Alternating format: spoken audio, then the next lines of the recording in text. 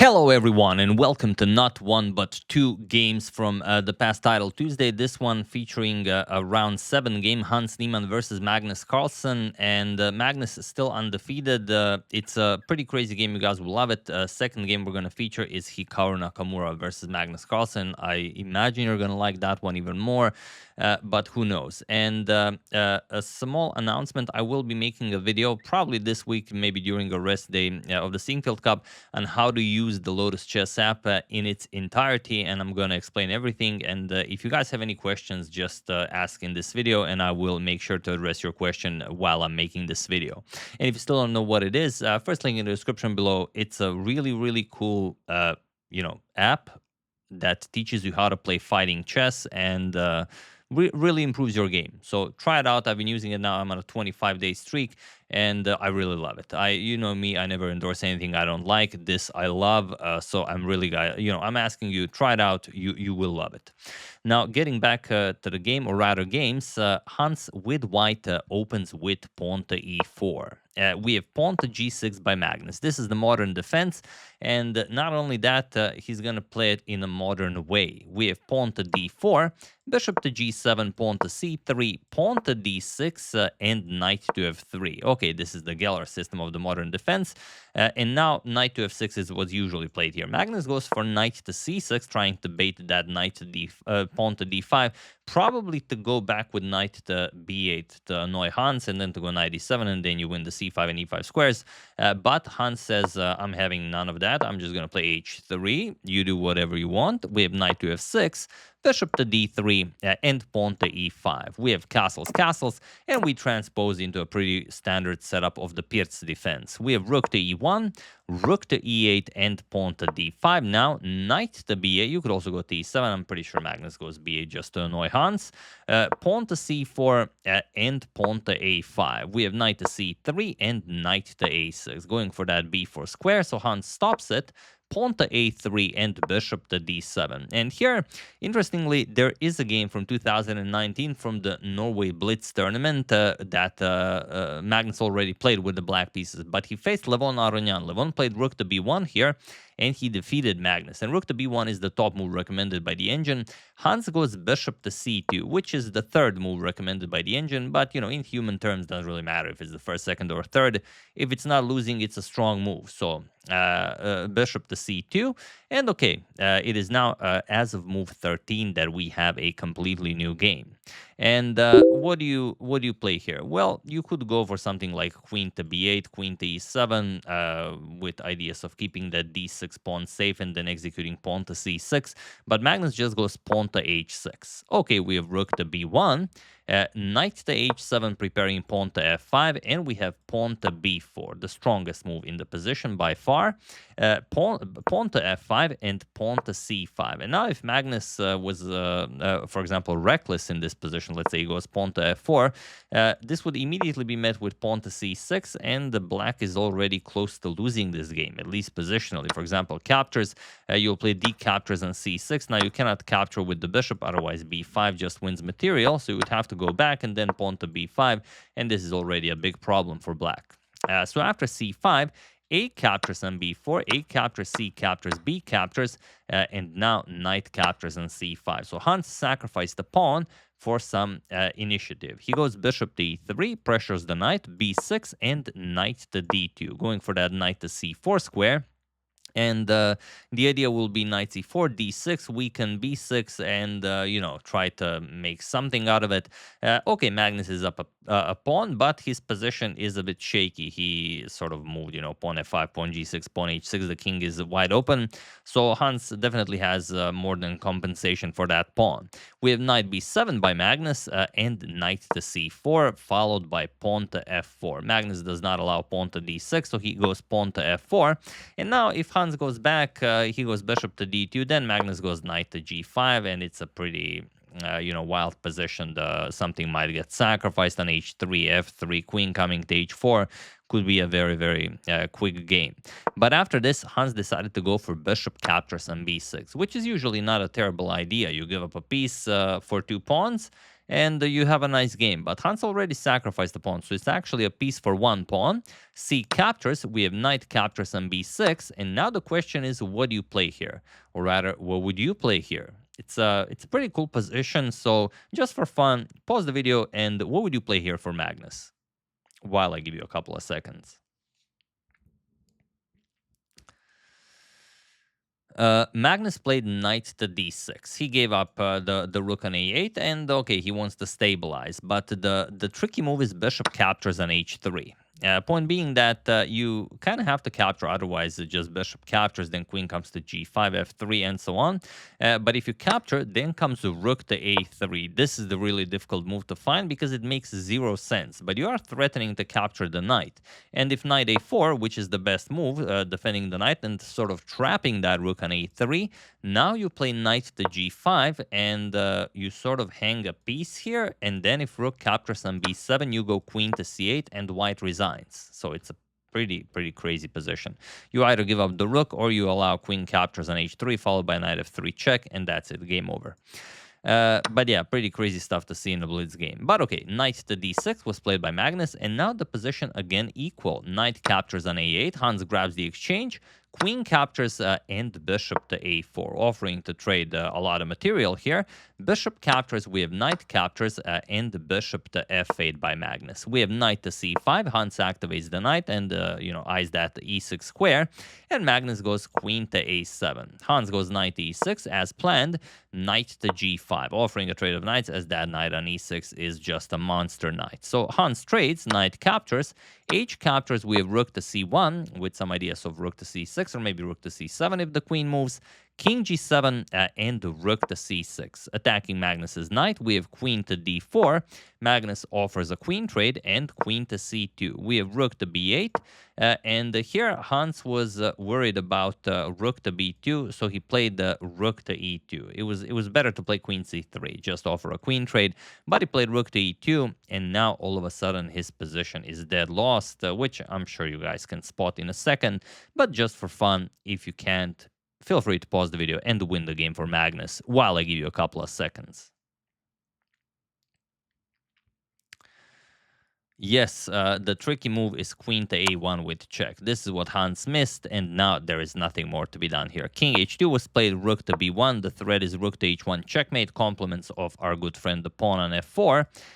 Pawn to g4, clearing the g2 square for the white king, but it makes no difference. Rook to h1 check, and he was in this position on move 35 that Hans Niemann resigned the game, as there is nothing more to be done here. After king to g2, we have a simple checkmate, queen f1 check, king h3, and now you can choose a rook or queen captures. I always prefer to give checkmate with the less valuable piece. That's, I don't know, in my mind, the checkmate appears to be more valuable.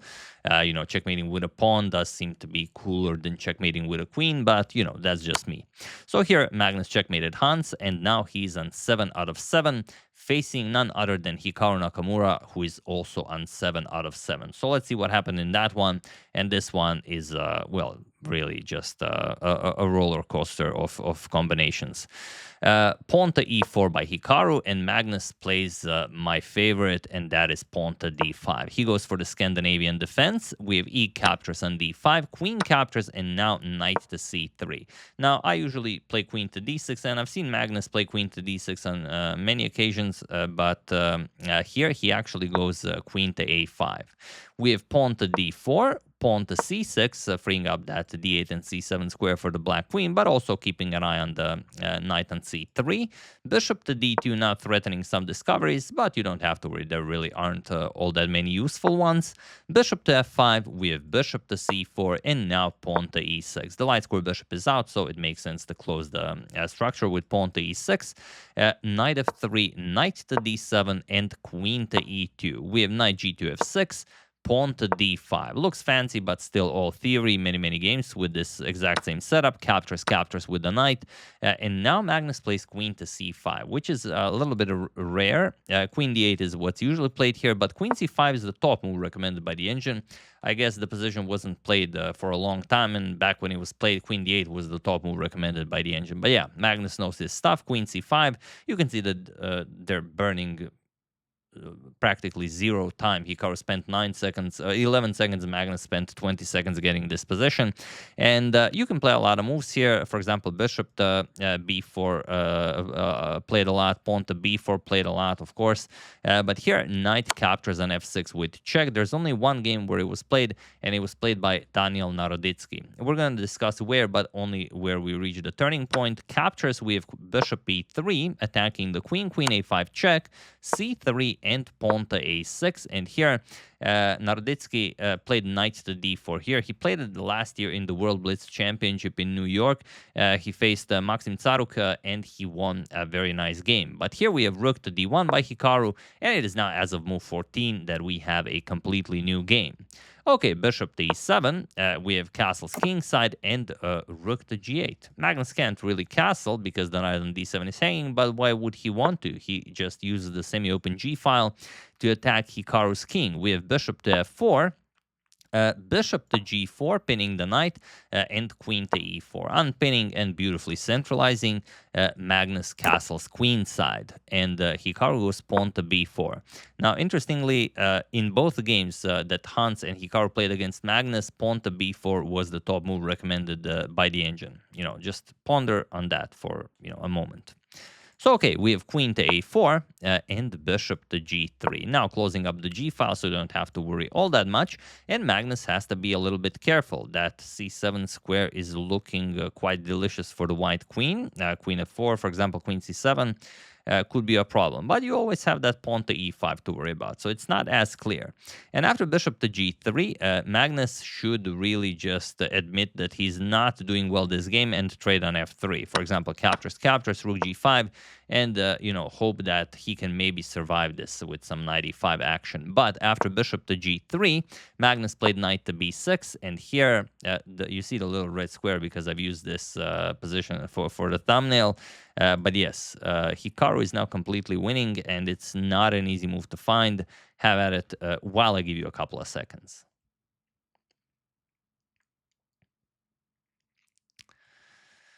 Yes, the tricky move to find is bishop to b3. Hikaru missed it. And the reason why it's tricky is because you don't really have a good move here. To give you an example, if you play let's say you play an engine move, bishop captures on f3, makes sense, remove some of the attackers. You don't capture, or rather recapture, you go a queen to f4, a beautiful Zwischenzug, now threatening checkmate. And the problem is, if you go pawn to e5, which was sort of your go-to move whenever white threatens this, then queen f5 check, and now you are in check and your queen is hanging, so that's usually a pretty big problem. King to b8, you can even throw in a rook trade, for example, captures, and you just gobble up the queen, and that's it. However, after queen f4, you don't have to go pawn to e5. You can also give up the rook for the bishop on g3, and then you get something like rook captures on d8, king captures on d8, h captures on g3. Queen is still hanging, queen to c6, and now you just play queen captures on f3. You're up in exchange, and you have a winning position. So nothing really to be done here. So yeah, bishop to b3, tricky move to find. Hikaru played queen to f4, which looks very nice, also threatening checkmate. But now it can be easily avoided with pawn to e5. There's really no good follow-up here. Now, you could go for knight captures on e5, which is exactly what Hikaru went for. And now Magnus should just play bishop captures on d1. Point being that after bishop captures, let's say knight captures on f7, threatening checkmate, you will capture the bishop, of course. Then, okay, bishop to e6 with check, so you get the bishop out of harm's way.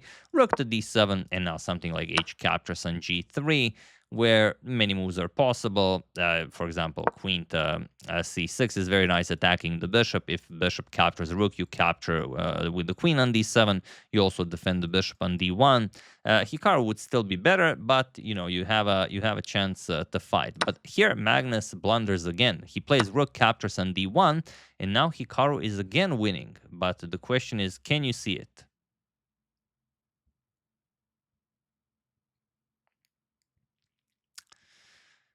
Knight captures on g4 is what Hikaru played, and this is not the solution. Hikaru obviously had an off day. His spidey sense was off, but knight to g6 is the killer idea. Point being that now you're threatening checkmate and also threatening the fork with knight captures on e7. The bishop on e7 is undefended. And it seems like you can just take care of both of those things with bishop to d6. The bishop is defended by the rook, but now there's a knight in between, so you can just capture the bishop with check. It's beautiful. King to b8, and now look at this capture fest. Queen captures on d1, queen captures, rook captures on d1, bishop captures on g3, bishop captures on f7, attacks the rook, rook has to go to g7, h captures, and now after rook captures on f7, you move the knight, you're up 2 pawns, and you have a winning position. So that is the problem. But okay, I mean, it's blitz. Also, Magnus has 14 seconds on the clock. Hikaru hoping also to flag him a little bit. Knight captures on g4. Bishop to d6, a beautiful find by Magnus. Now it actually works. Queen f5 check, king to b8, and now there's nothing better. You have to go bishop to b3, but now rook captures on f1 check, king captures, and queen back to c6. Magnus is back in the game.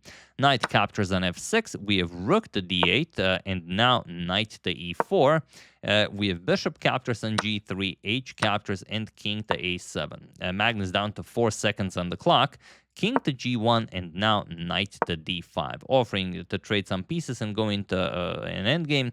Queen e5 by Hikaru and pawn to f6. We have queen to d4 with check. Queen to b6, offering a queen trade. Magnus with 2 seconds on the clock. He just says, yes, let's play an endgame. I like my position. I'm down a pawn, but I'm up in exchange. So, why not? When I'm down to 2 seconds on the clock, I'm looking for that mate in 1. Usually there is none, but, I still look for it. But no, Magnus just goes for an endgame. So, okay, knight to c5. Hikaru declines. Knight e7 by Magnus, attacking the queen on d4. Queen to e4. And you have to be careful if you put that queen to a silly square, you get checkmated on b7. So knight to g6, we have bishop to d5, now putting a triple pressure on that b7 pawn, and pawn to f5. Beautifully played by Hikaru, and now queen to e6. Of course, you're not interested in capturing the pawn, knight e7, and you just, lose on the spot. So after f5, queen to e6, queen d4 was the way to go, but queen to e6 is what Hikaru played, and now Magnus happily goes into the endgame. Captures, we have bishop captures on e6, rook to d1 with check, king to h2, and rook to d2, going for the a2 pawn, and the f2 pawn as well, so f3, and now knight to e7 first.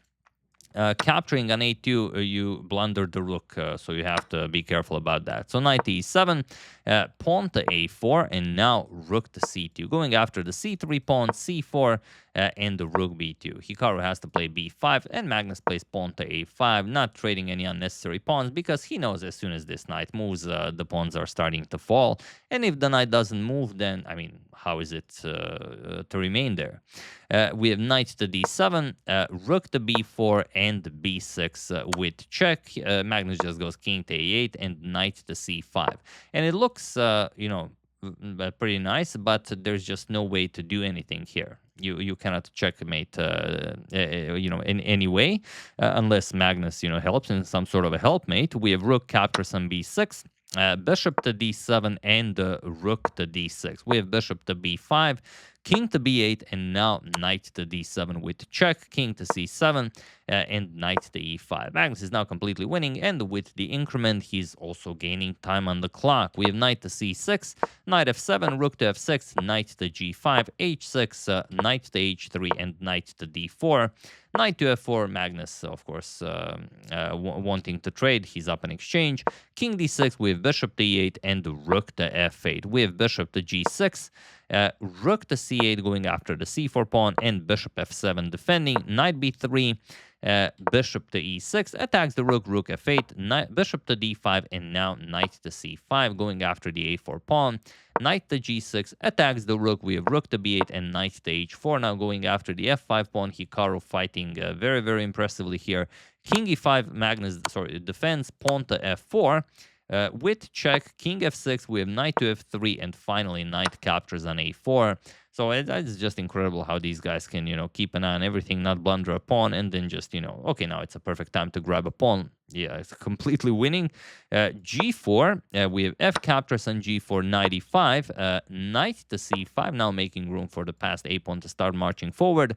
Knight captures on G4 with check, king to G7, getting out of the reach of the knight, putting the king on a dark square as you're fighting a light square bishop. So no need for you to have some unnecessary lines to calculate. So this just takes care of everything. Pawn to f5, we have rook to f8, stopping any pawn to f6 ideas. Hikaru still plays it, hopes that Magnus has a blind moment or something, but Magnus just plays rook captures on f6, and it is now and it was in this position on move 66 that Hikaru Nakamura resigned the game, as there is nothing more to be done here. So yeah, really, really interesting stuff. Of course, if you capture, then just captures, and I mean you're completely winning here. It seems like you're only up a pawn, but it doesn't really matter. The bishop has no way of controlling the a pawn. The e4 square is covered by the knight, and if you go bishop to g8 to sort of try with bishop to h7, it doesn't matter. You can just go king g7, or even just start pushing. This is still completely winning. You will put a pawn on a2. The bishop will somehow maybe stop it with bishop to h7 like this, but I mean, still, it's not a problem. You can still play king e5, king d4, capture, advance the pawn to victory. I mean, there are so many ways you can win this. You guys, of course, know what I'm talking about. But yeah, after king captures on f6, or rather after rook captures on f6, Hikaru resigned and Magnus went on 8 out of 8, and he almost won all of the games in the tournament, but he lost to Arjun Ergaisi, still winning title Tuesday with a very, very impressive 10 out of 11. But yeah, what I found the most interesting in both of these games is that in both instances, when pawn to b4 was played, it was the absolute best move recommended by the engine. Of course, that's not a surprise to anyone. And I would hate for you to think that, okay, pawn to b4 was played, and in both instances, the player was with the white pieces lost. But that's not due to the pawn to b4. That's due to their opponent being Magnus Carlsen. So yeah, it's sort of a tricky when you face Magnus. But yeah, that's the game, or rather, those were the games. Hope you guys enjoyed it. Some fun from this week's Title Tuesday.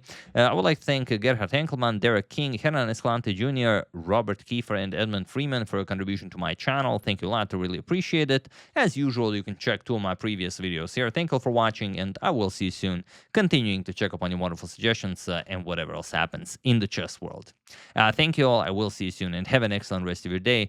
And if you still haven't tried Lotus, first link in the description below. Try it out and ask some questions. I will, go over them during my video. See you soon.